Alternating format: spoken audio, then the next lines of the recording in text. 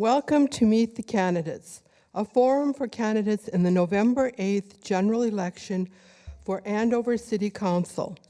Thanks to the candidates, those who submitted questions, the facility managers, and the viewing audience for making this event possible. This forum is being recorded. Thank you, QCTV, for your video production. I'm Nyakade, and this is Sandy Corner. We will co-moderate this forum. We are a member of the Anoka, Blaine, Coon Rapid area, a League of Women voter. The sponsor of this forum, I live in Coon Rapid and Sandra live in Blaine, so we cannot vote for any of these candidates. All candidates in this race were invited to participate in the forum. League of Women Voters does not support or oppose any political parties or candidates for office. I'm sure all of these candidates care very much who you vote for, but the League does not. The League does hope that each of you will vote. The goal of our forums is to help citizens become informed voters. The candidates and the League are here to provide information. Welcome to the Andover City Council candidate, Jamie Barthel, David, Dionne, and Richard Engelhardt. In lieu of the opening statement, we will begin with the two questions, which were provided to the candidate in advance. This will be followed by the question from the public, which were submitted in advance. We will end the closing statement from each candidate. The candidates will take turn answering first. For the first two questions, answers are limited to the 90 seconds.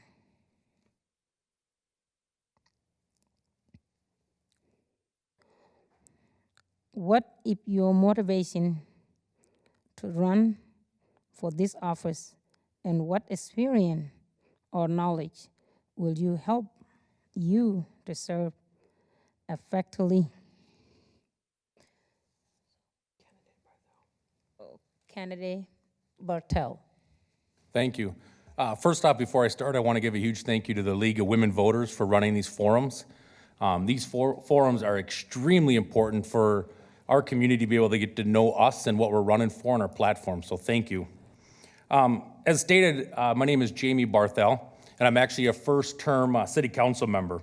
Well, what's motivating me to run is the same thing that motivated me 4 years ago when I started my campaign in the summer of 2018. And that is having a voice for families across this community. And during my 4 years on the city council, that has never once changed, is my commitment to Andover families. With regards to knowledge and experience, the last 4 years have been an eye-opener for me. I've sat up here through some really tough decisions and some easy ones. I've been on the winning end of a couple votes, and I've been on the losing end of a couple votes. But I believe this experience has been humbling and has given me an aspect of how city government works and what I want to continue fighting for by running for a second term. At this time, I'm currently the vice mayor of Andover, elected by my peers. I am the chair of the QCTV Cable Commission. I've been on there for 4 years and have been chair for the last year, and that has been an extremely awarding experience.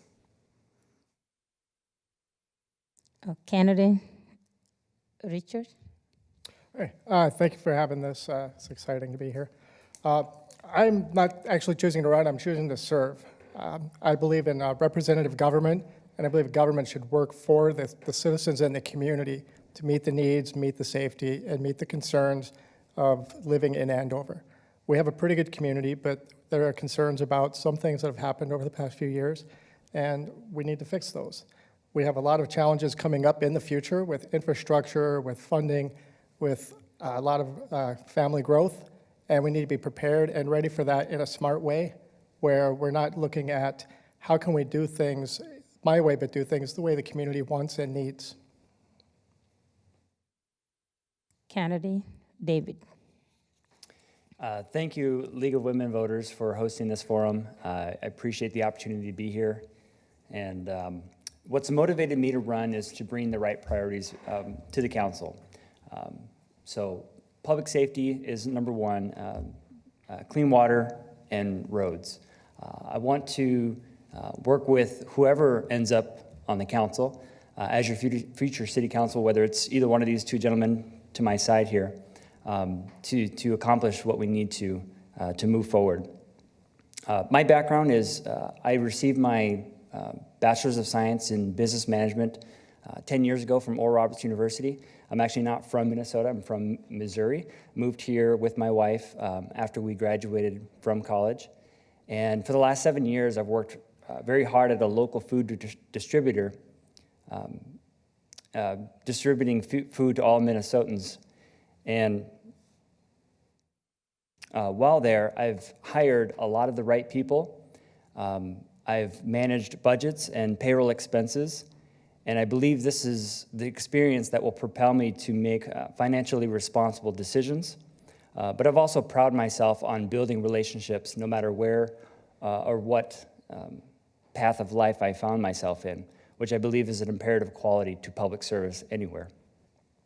Regardless of what happens here, I want the residents to know that I will work hard for them and they will be heard. Thank you.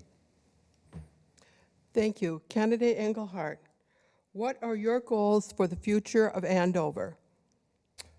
My goals for the future of Andover are to have a safe and sustainable community where infrastructure is strong, safe, and reliable.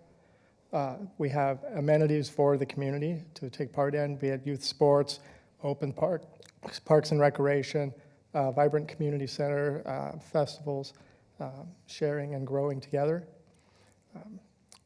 It was sustainable with regards to the family funding for taxes and expenses.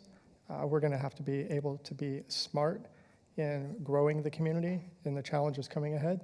And I believe my experience helps me to guide that for the community and the people I represent. Thank you. Candidate Dionne. Yes, thank you for the question. So my priorities are, as I stated before, public safety. So I think the Andover has a great relationship with the Anoka County Sheriff, and I wish to continue that relationship. There are some challenges and some short-staffed with the fire department. I'd like to develop a strategy to better recruit and to retain our great first responders. Clean water is another priority. We need to have clean water to every resident. That will be one of my priorities. And then also for roads, we need to develop a 20-year strategy that best prepares us for the future to extend the current life of our roads. Thank you.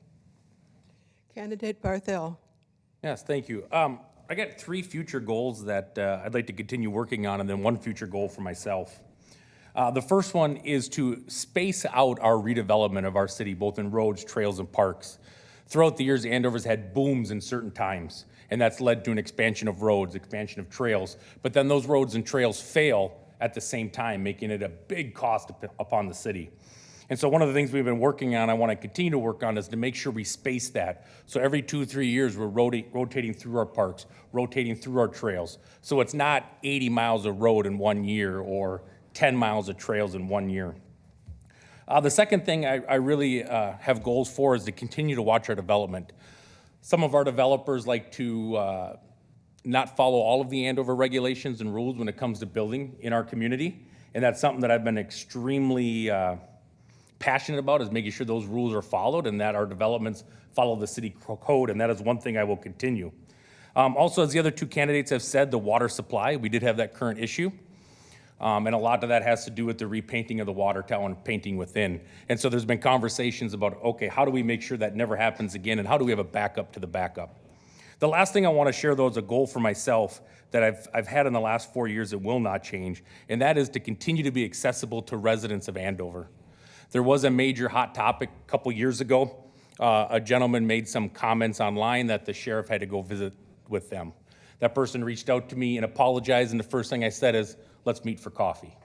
and we met.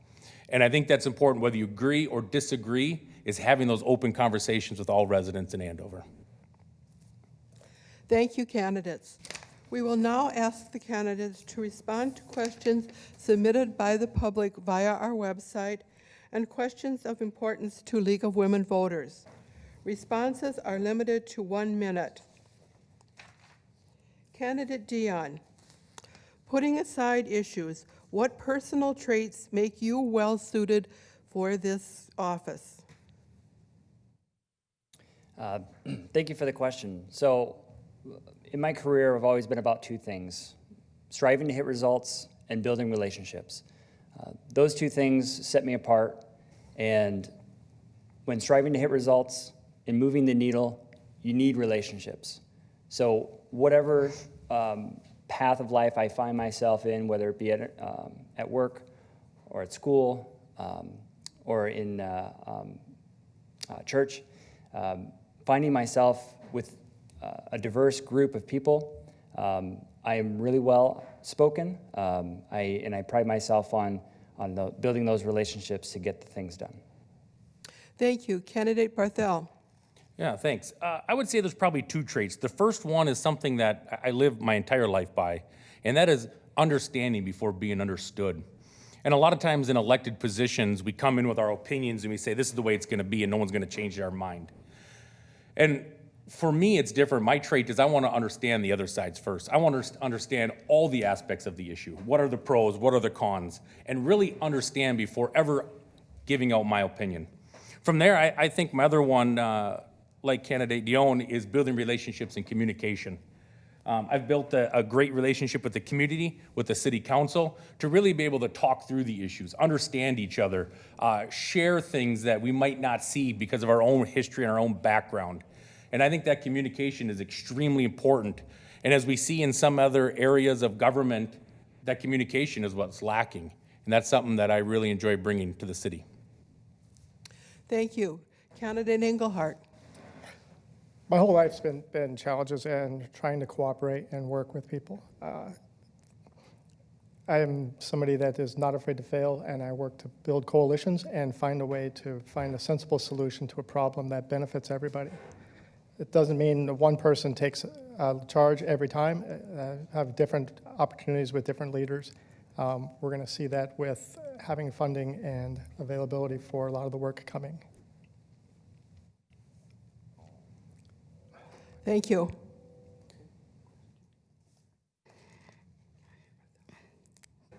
This question go first to candidate Barthel. How do you prepare yourself to make a good decision as a council member? Currently, what I do is when something comes up, the first thing we do is we talk about it in a workshop. And all of the council members and the mayor share our opinions, share our ideas, and kind of share how we see the issue. From there, I talk a lot with my neighbors, with the community. I bring it up often and say, what do you think about this? What do you think about that? How does this make you feel? I've posted stuff, I've emailed out. But again, I really want to understand before being understood. What are the consequences? What is the pros? What is the cons? From there, I read everything that comes out to me. Sometimes our packets are 300 and some pages long. And I don't mean to scare the other candidates, but sometimes they're 328 pages long. And you start reading and it's, it can be a challenge. But you have to read everything. You have to understand, and you have to talk with people to make sure you understand how you vote and how you give your opinion is what you truly believe in.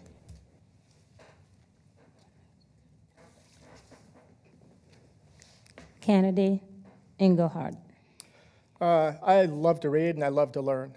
Decisions comes up, I believe you have to look at the goals and what is the outcome desired from the challenge.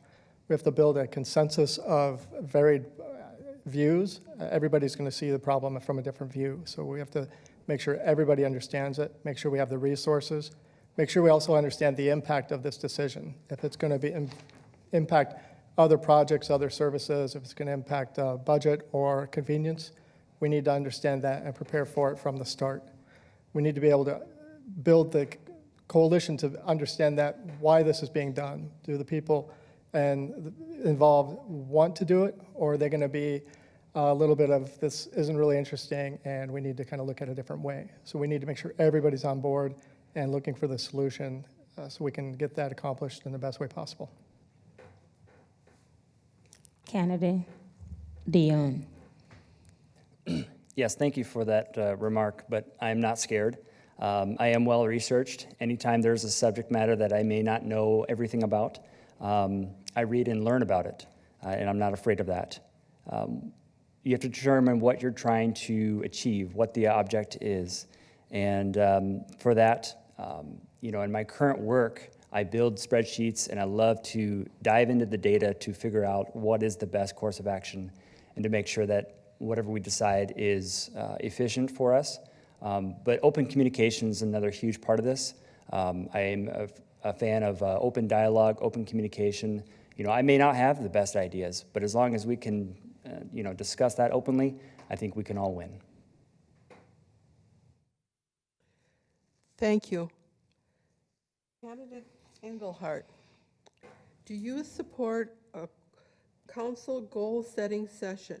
If so, how might that occur? I think you absolutely have to have goals. You have to have feedback from the community and the people that you represent and work for to understand what their priorities are and how you can prioritize those with the information you have available to you. You need to be able to make sure that those resources and those are given equal manner so that you're not prioritizing one specific goal over the goal of the community as a whole. Thank you. Candidate Dionne. Can you repeat the question, please? Do you support a council goal-setting session? If so, how might that occur? Thank you. Yes, I would support that. I think open discussion and open dialogue to set priorities is a great thing. How that would go about, if it's another night or an earlier meeting on a scheduled city council meeting, I'm not quite sure on how the logistics of that would work, but I would be open to any one of those formats. Thank you. Candidate Barthel. Yeah, I think there's two ways to take this question, so I'm going to take it both ways. With regards to supporting a goal-setting session, currently our city and our city council has goals. We have yearly goals, 5-year goals, 10-year goals. We have a strategic plan. We have our comp plan. We already have a lot of these goals, and so we meet often to really discuss, get to the nature of where we want to go, how does that look, and how do we go from there. So with that aspect, that is in place. If the question is asking about a goal setting for individual council members as a group, that I would fully support. I think one of the most unique things we have here in Andover is we currently have a city council that loves to discuss, loves the dialogue without the drama, without the visceral comments. We are a group that enjoys working together, and I think if there's a way where we could come together and even set individual goals for all of us, I would 100% support that. Thank you.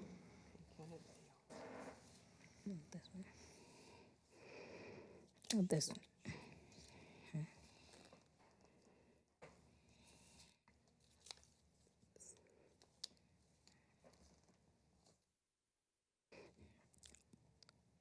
This go to who? So this question gonna go to candidate Dionne. Should the city newsletter provide update in the action of the council and planning commission?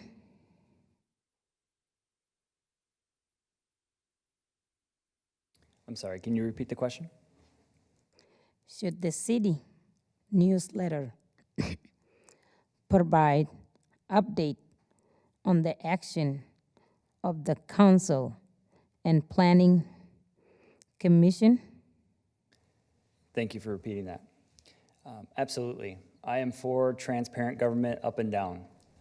Anytime that there's an important decision being made or being discussed, I think those updates should absolutely be in the hands of the residents so that they can feel the full impact of said decisions. Thank you.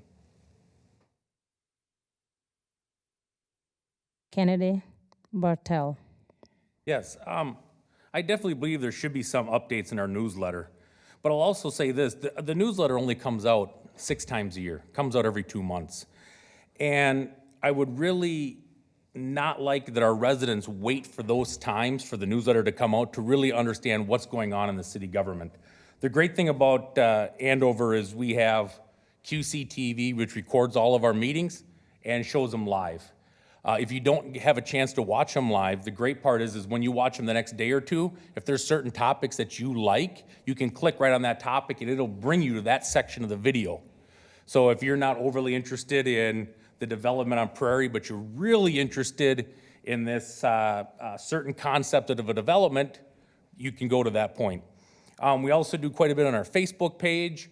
We do open forums for communities. And so yes, I would like to see some, but again, I would really urge residents not to wait every 2 months to find out what their local city government is up to. Candidate Engelhardt. I think having notes in the newsletter is a start. I believe in a representative government, and what I see with that is that if elected, I would represent the people of Andover, and it would be my responsibility to ensure that they're informed, not just opportunities for them to find a way to find the information, but to make sure that they are getting a two-way conversation with their council member. It was as I talked to people investigating and exploring this opportunity, I learned a lot of people just did not have the experience and knowledge or where to look to find the information on certain topics. So having the resources is a start. Making sure that those resources are known and available and acknowledged and used is the end goal and the accomplishment we need to look for. Thank you. Candidate Barthel. Andover City Code severely restricts installments of solar panels by homeowners other than on rooftops. Would you support reducing restrictions on ground-mounted solar panels to encourage or allow homeowners to install them more easily? Why or why not? Well, this is an extremely relevant question. And if you watch the city council meetings, I think you already know my opinion. And so I'm just gonna say what I said at that meeting. Is at this time, I fully support solar panels on the roof. I think that's a great idea, and I would highly recommend residents do that. But with regards to expanding solar panels on the ground in our neighborhoods, no, I do not support that. And the reason I don't, it has nothing to do with environmental or being able to harness that. It has to do with our neighborhoods and how they look and how our neighbors have to handle reflection and light.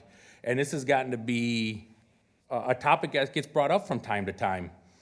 And it gets very heated because a person wants the solar panels, but the 4 or 5 residents around it don't want to look out their backyard and see that. And so although I do support them on the rooftops, I do not support us expanding them in someone's yard in a residential neighborhood. Thank you. Candidate Engelhardt. Having experience growing up with solar, I do not support that it should be in a yard. The rooftop is fine. Various levels of connectivity and operation of the solar panels do not lend itself to being on the ground without a proper platform or stabilization that may not always be prescribed or recognized by the installer.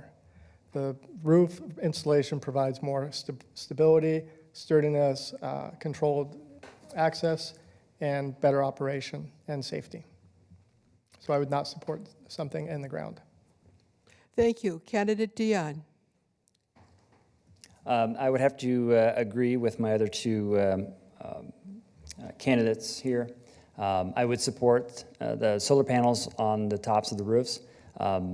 As far as in the yard, there's some extra spacious properties up in northern Andover, possibly a case-by-case basis that could potentially work if it's their property, if it's not intruding on anyone else. But for sure, the more southern neighborhoods, I would not be in favor of that. Thank you. What role? Okay. What role should the city play in helping residents with a private well near the closed landfill site in obtaining safe water? They are currently being provided bottle of water because their well contained the hazard chemical. Candidate Engelhardt. Clean water is one of the most vital resources that we can provide. With the well contamination, until that's mitigated to an appropriate level where another system can be put in place for water distribution, I think that bottled water should be provided. We need to measure the water that they get to make sure that there is progress on resolving the root issue of the ground well water. But we do need to provide that source of life for residents until that's accomplished. Candidate Barthel. No, Dionne, sorry. Yes, thank you. This is a very important issue, one of my main issues in my platform. Clean water is essential, and we need to do everything we can. And as your future city councilman, I will work hard to not only secure funding to clean up that site, but also we'll work hard to get them hooked up to city water, or at least provide that opportunity. I understand that there's some things already in motion, and I'll be coming into more of those decisions being made, but I do look forward to given the opportunity to work with the legislator, work with the state to offer the residents in those areas clean drinking water, but also working on to get the site cleaned up. Thank you. Candidate Barthel. Yeah, this is a extremely frustrating topic. So the neighborhood that is in question that I'm assuming they're talking about is the Red Oaks neighborhood, which has had some contamination. Unfortunately, the landfill is run by the state. And this, as a city and as a council member, we have worked very closely with our legislators to push that legislation. But the state still has not done anything. Now, the state is providing bottled water, but I don't believe that's enough. And the city can go in and put in city water for everyone. The expense is high, and there's a chance that the state does not cover that. And so we're at this crux of a spot of whether the state is going to address it or not. And we've put a lot of pressure. We're going to continue to put pressure on our local legislators to get this done. We were hoping for a special session so they would come back in to get this taken care of and get the funding for these residents to get on city water, because this is important. And for them to have to drink bottled water and boil their water, that's not what we need in our city of Andover. Thank you. Candidate Dionne. Prior councils have had a goal of improving the appearance of the Hanson corridor leading to the city center from the south. Do you support this goal? If so, what ideas do you have? I'm all for improvement, but we would need to really look at the impact to everyone else around, and make sure that we have secured funding in our budget to appropriately respond to this without borrowing money. Thank you. Candidate Barthel. Can you please reread the question, please? Prior councils have had a goal of improving the appearance of the Hanson corridor leading to the city center from the south. Do you support this goal? If so, what ideas do you have? From the city campus of the south, yes, I highly support the improvement of the beautification. Thankfully, a couple years ago, the county did spend money to expand Hanson, which has helped dramatically. I don't know if anybody drives during rush hour, but the traffic has been a lot better coming north. Unfortunately, though, the one thing that I wish the county would have done is put up some sound barriers along that road, so that way residents with their 6-foot fences would actually have some more privacy and a lot less sound as cars drive through there at 50, 55, 60 miles an hour. There's not a lot more that we can do for beautification at this time just because of the expansion of Hanson and residents' homes. But the one thing is, though, I do wish there would have been sound barriers put on Hanson to help with that beautification and also help protect people's homes that live along Hanson. Thank you. Candidate Engelhardt. I think this is a prime opportunity to engage the community with some of those efforts. I think through the Arbor Day operations of the city, they provide saplings and advice for gardening and beautification. I think if we empower the residents along Hanson, they would be more than happy to try and help find a solution, whether it's fencing, whether it's for shrubbery, beautification with flowers or lawns. And we can save a little bit of money without waiting for the county and the city to do it. We can let the citizens do it. Thank you.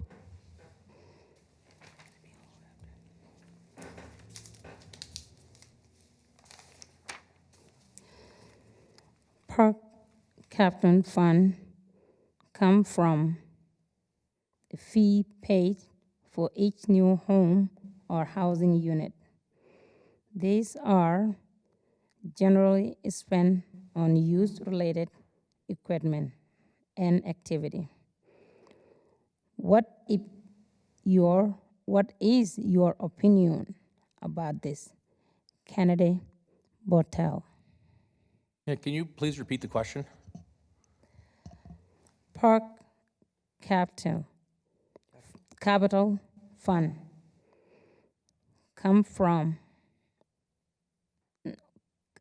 Park Capital Fund come mostly from fee pay for each new home or housing unit.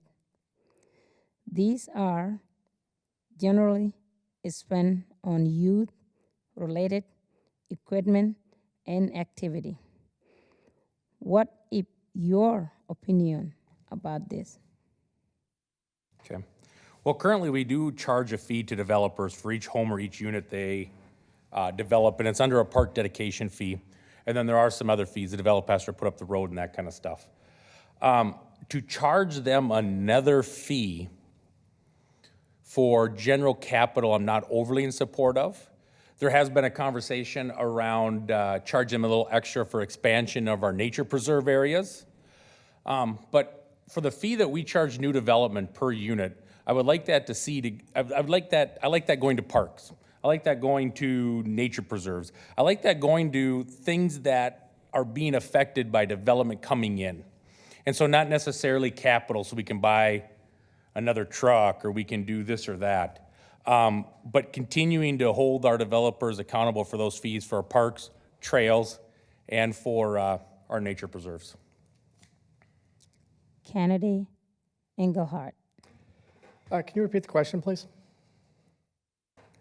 Park Capital Fund come mostly from fee paid for each new home or housing unit. These are generally spent on youth-related equipment and activity. What is your opinion about this? Okay. Thank you.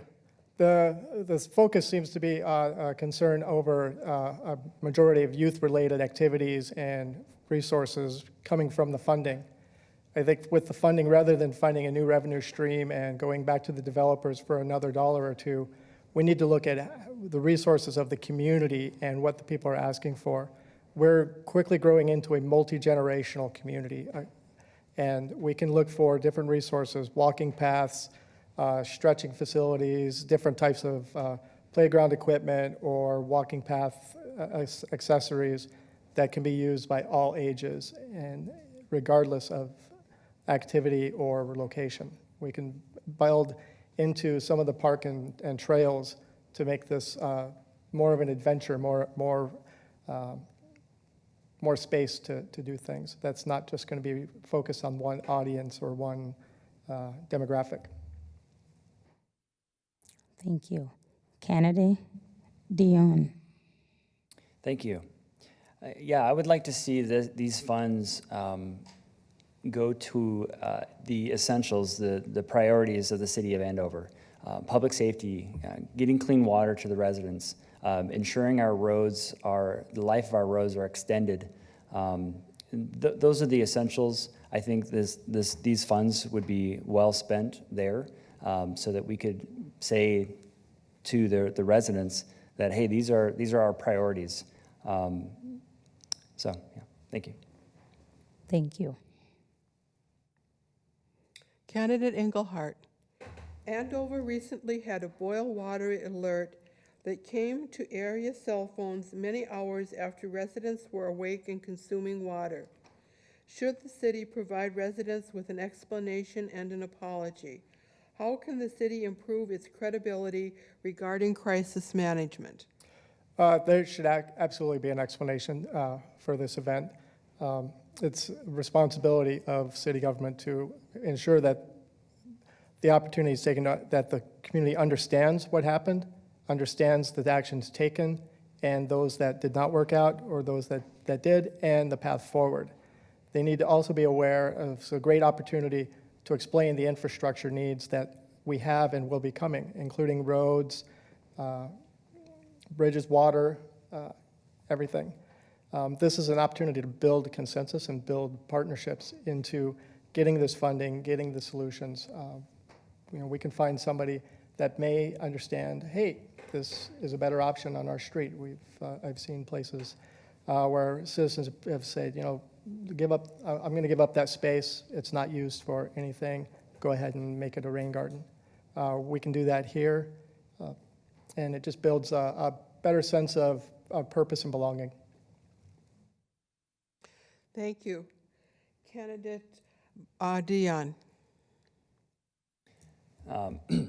Yes, I think there was an opportunity to be a little bit more on the back end. I think the city did well to alert everyone of the initial concern. The explanation was a little foggy, even to myself. I have some connection, so I think I was aware of I think what happened, and I think Councilman Barthel alluded to it earlier. But we understand. I think the residents understand, and certainly I do, that things happen. But the correct course of action and the proper responses could have been a little better. Thank you. Candidate Barthel. Yeah, I'll say this. Sometimes when things happen, the best laid plans sound the best on paper, but when they're implemented, you realize that there's other hiccups out there. So we were painting the water tower. That painting includes both inside and outside, and then you have to drain the water. There's a sensor in there that failed. I thought our city reacted great, and I know that those behind-the-scenes stuff are hard for residents to see and understand. Our water personnel were on site immediately. Our city administrator came right away. Department of Health came out. When it regards to the communication, one of the things that we learned is when you send a text message out, not necessarily does that instantly hit everyone's phone. And different carriers have different delays. In fact, one of the things that we've learned that we would not have known is if your phone is hooked up in your home to certain Wi-Fi capabilities, you didn't receive a text at all. And so these are the things that our current mayor, our city administrator, and emergency management personnel are working behind the scenes to go, all right, how do we make sure this doesn't happen again, and where are those holes? Thank you. This for question go to candidate Dionne. How can Andover embrace and encourage more volunteerism? Candidate Dionne. The question is, can you repeat the question, please? How can Andover embrace and encourage more volunteerism? Thank you. I think community outreach and community engagement is important. in any community. I think what the city has done with the Family Fun Fest is a great event, a great opportunity for everyone to bring out their families to enjoy what Andover has to offer. But it's really on the side of the residents to kind of extend that out. But I'd be open to ideas on how we can better do that. Thank you. Candidate Barthel. Yeah, I definitely think the city, can, in our newsletters and other forms of communication, help promote volunteerism. One thing I'll say, though, is I am extremely proud of Andover and how much volunteer already happens here. Andover Family Fun Fest is run by a volunteer organization. It's not run by the city. The city has nothing to do with it. That's 100% run by volunteers who spend countless hours making that happen. When it comes to our children's activities, whether that's sports, band, school activities, it is amazing how many people I talk to that say, yes, I volunteer at the school. Yes, I volunteer for my child's sports. Yes, I volunteer here. And I honestly think with our community, we have such a vibrant, dynamic, volunteering community where people step up and they love the city of Andover and they're willing to help support that with their time. And that makes me proud to live here. Candidate Engelhardt. As frequent volunteer, I think we have plenty of opportunities to try and encourage volunteerism in a variety of different ways. Sports, community education. I don't think the community center gets used enough, which is something I've heard as I've talked to residents of Andover. There's a belief that it's kind of set aside for the sports, and I don't have any kids or anything. There are values and services that we can engage the community in bringing. Might be a gardening club, might be a retired teacher that is willing to help new citizens learn English better rather than taking classes. It might be one of those new citizens that is able to give us some training or information on their home country and their journey to the United States. I think those experiences enrich our community because those are the people that we see in our community. And the more that we know about each other, the more we can work together on some of the challenges, and the more we can work together to help each other make Andover as good as it can be. Thank you.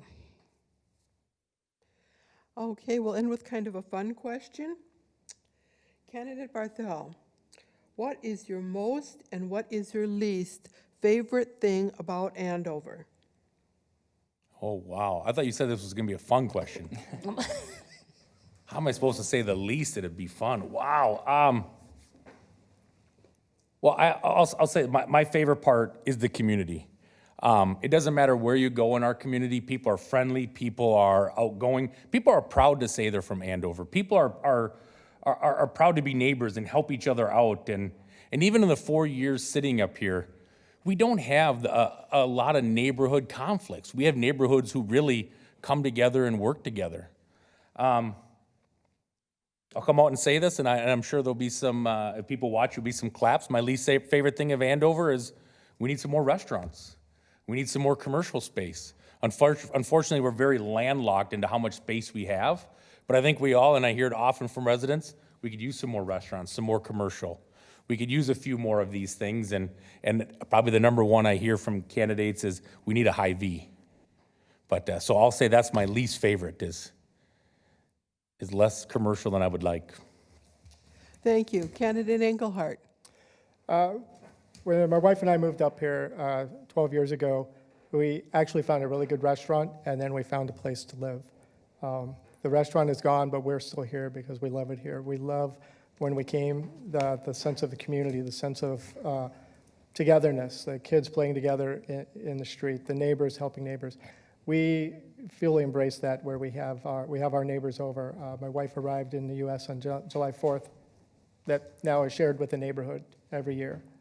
The least favorite, probably a little bit of the traffic on Hanson lately with the construction. And the restaurants, there are still not enough restaurants. But I think we can find some creative ways to solve that problem. Thank you. Candidate Dionne. Thank you for the question. My favorite thing about Andover is my wife. So as I mentioned, I am not from Minnesota originally. In college, I met my wife, and she was raised in Andover, and she's my favorite thing about Andover. My least favorite thing is my commute. So I cannot, or in my job, in my line of work, there is no equivalent of that kind of distribution center in Andover. So I can't work here in that field. I have a longer commute than I'd like, but so, yeah. Thank you.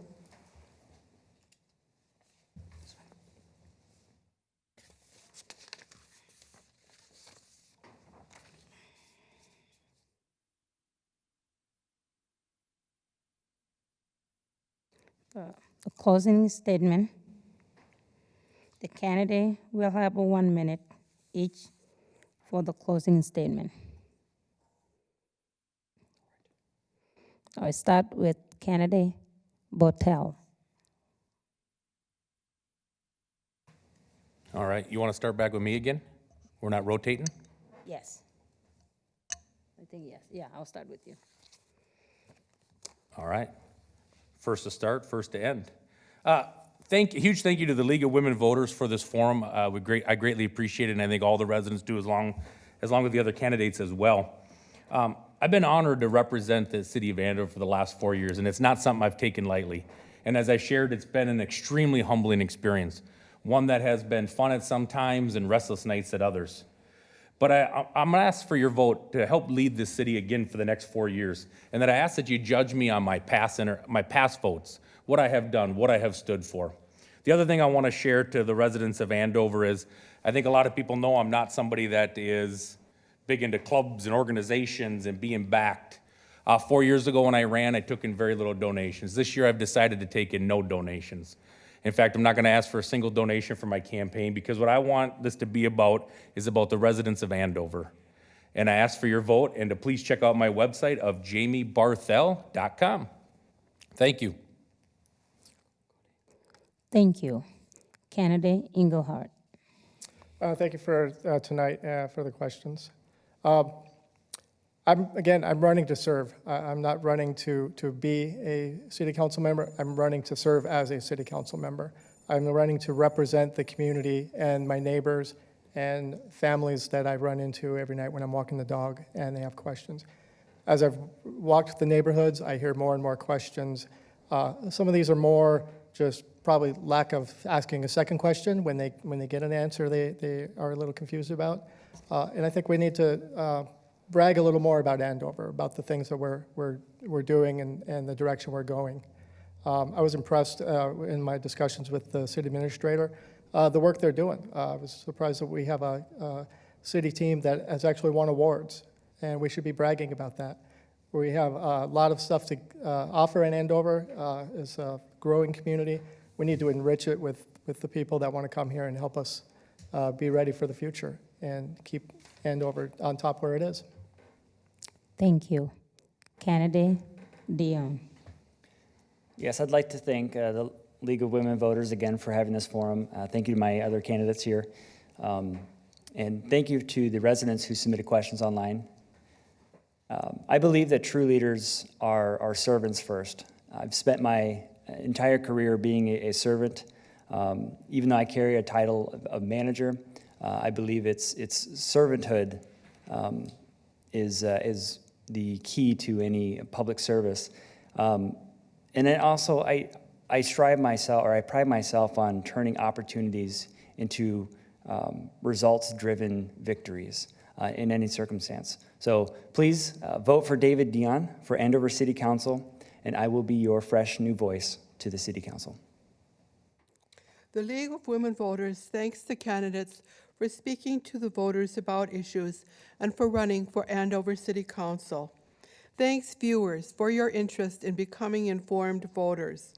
As we move through the election season, links to all our election forums are located at lwvabcmn.org, as well as the QCTV website and YouTube. If you need to register to vote or update your registration. You can do that online at minnesotavoter.org or when you go to vote.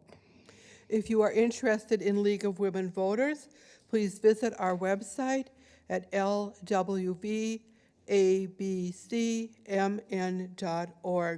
Women and men age 18 and older are welcome to join.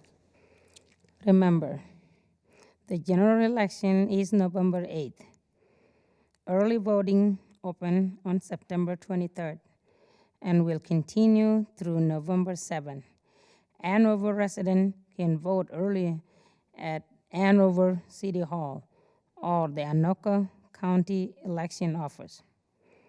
You can find information in voting option or find your polling place on the Minnesota Secretary of State website. Our democracy depends on citizen involvement. Make your voice heard in the general election by voting on or before November 8th. Your vote is your voice. Thank you.